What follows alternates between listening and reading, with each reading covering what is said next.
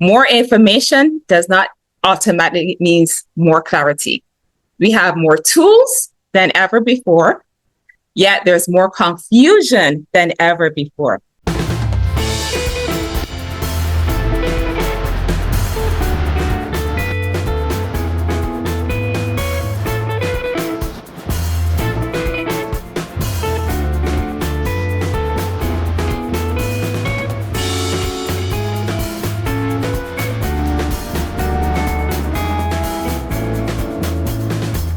So there are 4 key stages. There's the launch, build, sustain, and scale. Each stage requires different tools, they require different focus, and they require different investments. At the Business Tree Growth Agency, this is the framework that we use. These are the 4 stages that are considered biblical because, one, you first got to build a foundation. And the foundation is the launching stage. That's where you start to learn, okay, what am I doing? Get to understand who you're called to serve, why you're called to serve them, how you're called to serve them. That's building the foundation first. Then you start to grow. And then from growth, you become more fruitful. And then from fruitful, you multiply. So the problem happens is when people try to scale before they actually sustain what they are doing. So the differences that we hear include understanding spiritual readiness and capacity so that you know where you are and what you need to do in the season that you are. All right, so let's start with the launch phase. The important thing here is obedience before infrastructure. So your focus here is clarity and obedience.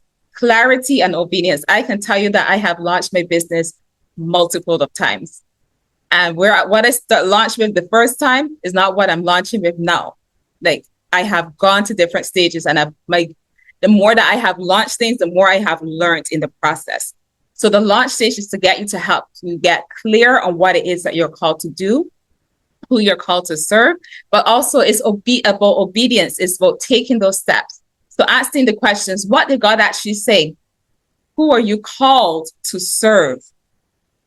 That's the biggest question mark for many people, is like, who's my whom, right? And most people say everybody, because everybody can benefit from what I'm offering. And the answer in the marketing world is, wrong.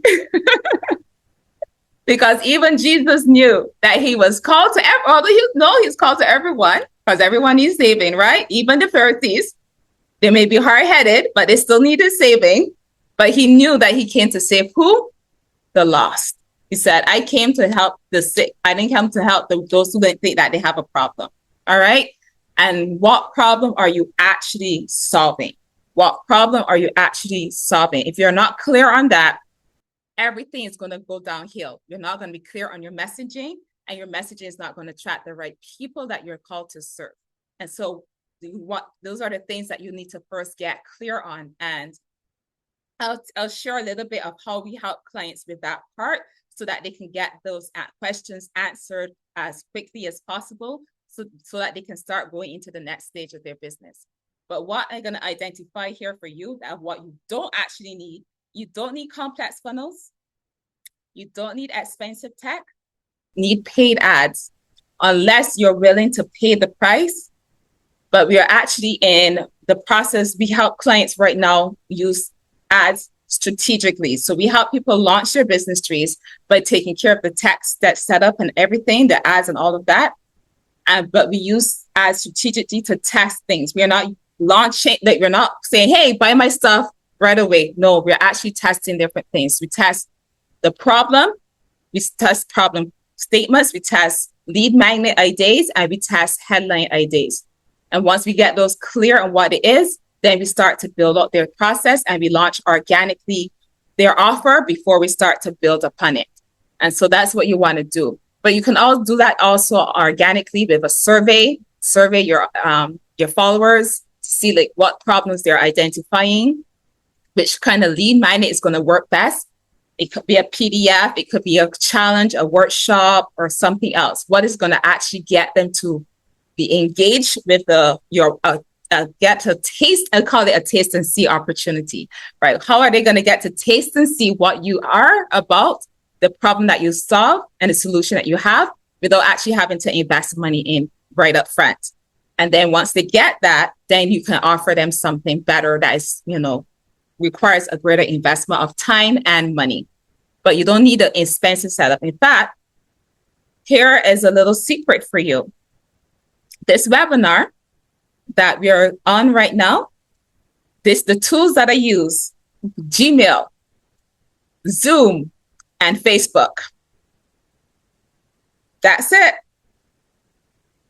That's all the tools I need. All I did use in order to promote this. Okay. And that's all you would need to start to launch what you're doing first before you actually start building on something, because you want to make sure that what you're launching actually works and actually is something that people want. And that's when you get 2 or more people that are interested in your offer, then you know that you have validation. Because what does the word say? Out of the mouth of 2 or 3, something is, there's witnesses, right? Or confirmation. Those are not the exact words, but you get what I'm saying, right? 2 or 3 witnesses is what you need. 2 to 3 people that you have helped and that they have gotten success from, and that validates your offer. And then you can start building on that. Okay. So if you're in the launch phase right now, don't go and build big, complex sales funnels. Simple is better. Don't use paid ads unless you're using them to test things. And don't over automate everything, because you automate things is going to just make worse what is not even working. Okay. If you don't know what is working yet for you, automating it is not going to make it better. It's going to make it worse for you. So, and I actually call the launch phase the test phase, because this is where you're testing things and you're making sure that it works. Even if you're using a little bit of building a funnel, you want to make sure that you have everything connected. You can use the launch phase to test those things and testing to make sure that you are actually on the right path that God is guiding you to. If you see fruit at the end of it, ding, ding, ding, ding, ding, then you're on the right path. Okay. If you're not seeing any fruit, you're getting crickets, then something that in the process is off. All right. And so that's where you want to course correct. Any questions there in terms of understanding the aspects of what you do in the launch phase? No questions. All right. So then the focus here is that you want to keep things simple, clear. You want to take obedient action. So have one offer, use one platform, get clear on one message, make sure you know what God is guiding you to do, and get feedback from real people. And to get feedback, all you can do is like what we just did, a poll on a Zoom call, or you can do a Google feedback form to get feedback.